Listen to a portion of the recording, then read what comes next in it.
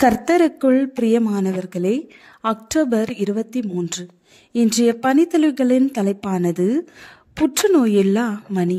வசனம் சங்கீதம் 47வது அதிகாரம் 1வது வசனம். சகல ஜனங்களே கைகொட்டி தேவனுக்கு முன்பாக கம்பீர சத்தமாய் ஆர்ப்பரியுங்கள். 30 முறை கதிர்வீச்சு சிகிச்சைக்கு பின் ரீமா புற்றுநோயிலிருந்து விடுபட்டார். அந்த மருத்துவமனை வழக்கப்படி புற்றுநோயிலிருந்து விடுபட்டவர்கள் அங்கிருந்தும் புற்றுநோயில்லா மணி என்ற ஒன்றை ஒலிக்க செய்து தன்னுடைய சிகிச்சையின் முடிவையும் தன்னுடைய பூரண சுகத்தையும் தெரிவிக்க வேண்டும்.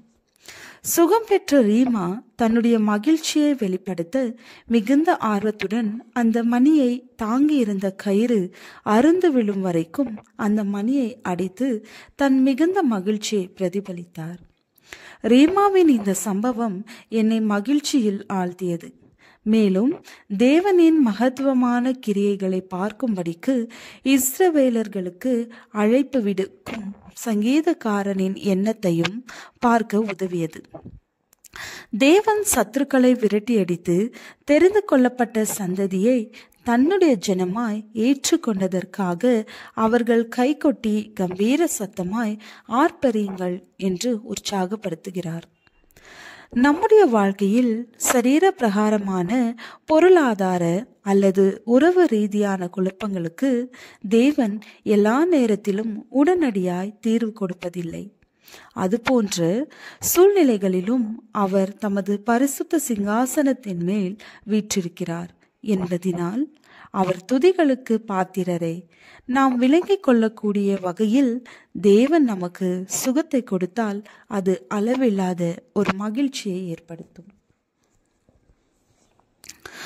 அப்போது நாம் மணியை அடித்து கொண்டாட வேண்டும் என்று அவசியமில்லை. ஆனால் ரீமா கொண்டாடியது போல தேவன் செய்த நன்மையை குறித்து நம்முடைய அளவில்லாத மகிழ்ச்சியை பிரதிபலிக்கலாம். தேவாலயத்திலே பிரவேசிக்க போகிற பேதுருவையும் யோவானையும் அவர் கண்டு பிச்சை கேட்டான். பேதுருவும் யோவானும் அவனை உற்று பார்த்து எங்களை நோக்கி பார் என்றார்கள். அவன் அவர்களிடத்தில் ஏதாகிலும் கிடைக்கும் என்று எண்ணி அவர்களை நோக்கி பார்த்தான். நசரேயனாகிய இயேசு கிறிஸ்துவின் நாமத்தினாலே நீ எழுந்து நட என்று சொல்லி வலது கையினால் அவனை பிடித்து தூக்கிவிட்டான். உடனே அவனுடைய கால்களும் கரடுகளும் பலன் கொண்டது.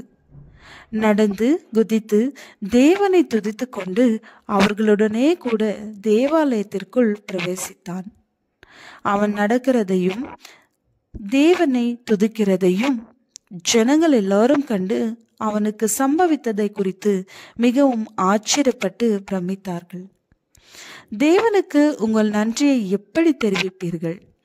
சமீபத்தில் அவர் உங்கள் வாழ்க்கையில் செய்த நன்மைகள் என்ன? ஜெபம். ஆண்டவரே, நீர் எனக்கு கொடுத்த பல ஆசீர்வாதங்களுக்காய் நன்றி. ஆமென்.